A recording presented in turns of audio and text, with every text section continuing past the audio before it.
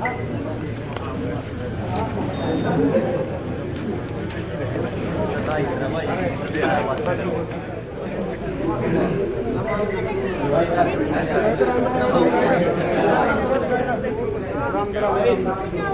जी बड़ा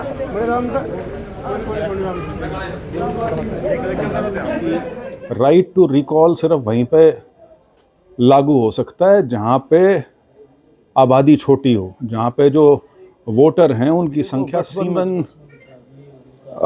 मजबूरी का गठबंधन है शायद कि किसी तरह से जो हमारी सरकार है वो अपना कार्यकाल जो है वो एक स्थिर स्थायी तरीके से पूरा करे।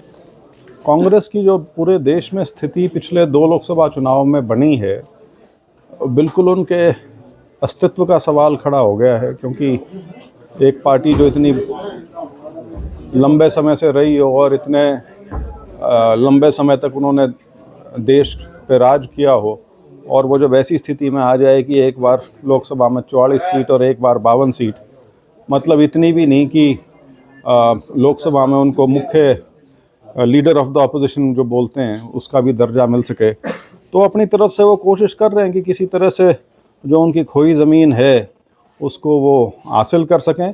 लेकिन उनके संगठन में कमज़ोरी इतनी ज़्यादा आ चुकी है, तो मुझे नहीं लगता कि जो ये प्रयास चल रहा है ये राजनीतिक रूप से कितना कारगर साबित होगा, क्योंकि जैसे मैंने कहा असली समस्या उनकी तो जो उनके संगठन में जो कमज़ोरी आ चुकी है इतने सालों के जो उनके शासनकाल में जो उन्होंने जो पार्टी जिस प्रकार से शिथिल हो गई है, तो बाकी उनकी कोशिश है, देखते हैं। महागठबंधन की चर्चाएं चल रही हैं, उसको लेकर क्या कहेंगे? महागठबंधन कहाँ पे? नहीं, अब वो भी उसके अलग अलग पहलू हैं। अभी वो तेलंगाना में जो प्रोग्राम हुआ था उसमें 4 लीडर थे, और अब ये 30 तारीख को श्रीनगर में जो इनकी सलाह है उसमें इन्होंने 22 या 23 पार्टियों को के नेताओं को आमंत्रण भेजा हुआ है। कितने आएंगे नहीं आएंगे, तो फिलहाल तो वैसे भी मेरा मानना है कि ये चीज़ें जो हैं गठबंधन वगैरह जो हैं ये तो इलेक्शन से कुछ समय पहले ही बनते हैं। अभी तो उसकी कोई मुझे अवस्था या स्थिति नज़र नहीं आती। और दूसरा ये भी है कि ज़्यादातर जो क्षेत्रीय दल हैं, यदि आप उनको स्टेट बाय स्टेट उठा के देखेंगे तो उन क्षेत्रीय दलों का बहुत जगह पे वो कांग्रेस से निकली हैं, तो उनका जो विरोध है वो कांग्रेस से है। तो अब वो इकट्ठे कैसे आएंगे ये अपने आप में एक बहुत बड़ा प्रश्न चिन्ह है। उदाहरण के तौर पे आप चाहे यूपी को ले लो, आप चाहे आंध्रा तेलंगाना को ले लो, आप चाहे महाराष्ट्र को ले लो, आप चाहे ममता बनर्जी को ले लो, ये सब वो हैं जो कांग्रेस तोड़ के गए हुए लोग हैं ज़्यादातर इनमें से। तो वो दोबारा से कांग्रेस के साथ किस तरह से गठजोड़ उनका होगा, वो बड़ी एक मुश्किल चीज़ है जो मुझे जिसकी संभावना ज़्यादा नज़र नहीं आती।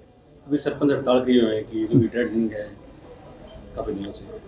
नहीं, देखिए मेरा तो एक तो है सैद्धांतिक मत। वो सैद्धांतिक मत तो ये है कि जो पंचायती राज संस्थाओं को जो संवैधानिक शक्तियां दी गई थी, जो आपकी 73वां जो संविधान का संशोधन था उसके माध्यम से, तो उसमें तो बहुत चीज़ें हैं जो पंचायती राज संस्थाओं को आनी चाहिए थी। ख़ास तौर पे करीब 29 तो विषय हैं जो धीरे धीरे पंचायतों को जाने चाहिए थे, लेकिन वो प्रक्रिया अभी नहीं, सिरे चढ़ने की बात दूर क्या शायद शुरू तक नहीं हुई है। तो ये फ़िलहाल सिर्फ ये है कि ग्रांट्स आती हैं, पैसा आता है, और वो अब सरपंचों के माध्यम से गाँव में खर्च होता है, या ज़िला परिषद वगैरह जैसे जो हमारा 3 स्तरीय ढांचा है उसके अंदर। तो उसके अंदर मेरा ये मानना है कि सरपंचों को यदि लोगों ने विश्वास जताया है उनके अंदर, तो सरकार को भी उनके अंदर विश्वास जताना चाहिए। लेकिन उसका दूसरा पहलू ये भी है, सरकार को ये भी सुनिश्चित करना है कि जो पैसा है जो जाता है उसका उपयोग जो है वो सही तरीके से हो, एक स्वच्छ प्रणाली के तहत हो। लेकिन हाँ, मैं 2 लाख का जो अमाउंट है आज के ज़माने में, 2 लाख का अमाउंट कोई मतलब उसकी कोई अहमियत नहीं है, तो उसको तो मैं बहुत कम मानता हूँ, वो ज़रूर बढ़ना चाहिए। सर, जैसे सरपंचों का कहना है कि राइट टू रिकॉल उनके लिए आया, तो ये एमएलए एमपी के लिए भी ऐसा आना चाहिए, उनकी मांग है सर, ये क्या लगता है? नहीं, वो तो मतलब उस मांग का कोई अर्थ नहीं है, क्योंकि राइट टू रिकॉल सिर्फ वहीं पे लागू हो सकता है जहाँ पे आबादी छोटी हो, जहाँ पे जो वोटर हैं उनकी संख्या सीमित हो। जब आप एमपी या एमएलए की बात करेंगे, अब एमपी में शायद मेरे लोकसभा में पहले जब चुनाव लड़ा था 2019 में तो 16.5 लाख वोट थी, अब 18 लाख हो चुकी होंगी, तो उसमें आप राइट टू रिकॉल को आप कैसे कर सकते हो? ये जो पद्धति आई थी ये स्विट्ज़रलैंड या कहाँ इसकी उत्पत्ति है, जहाँ पे सारा ही कुछ 100 या कुछ हज़ार वोटर होते थे, जहाँ वो काउंटी के मेंबर वगैरह बनते थे। तो उस तरह की चीज़ अगर लागू करने की है तो वो तो हमारे यहाँ सिर्फ पंचायत स्तर पे लागू हो सकती है, उसके ऊपर वाले स्तर पे उसको लागू करना व्यवहारिक नहीं है। जैसे प्रदेश में गठबंधन सरकार है, लेकिन चुनाव जो जिला परिषद के वो गठबंधन के बीच ही हो रहे हैं। नहीं, अब ये तो गठबंधन मजबूरी का गठबंधन है शायद, कि किसी तरह से जो हमारी सरकार है वो अपना कार्यकाल जो है वो एक स्थिर स्थायी तरीके से पूरा करे, तो इसीलिए ये गठबंधन किया गया था।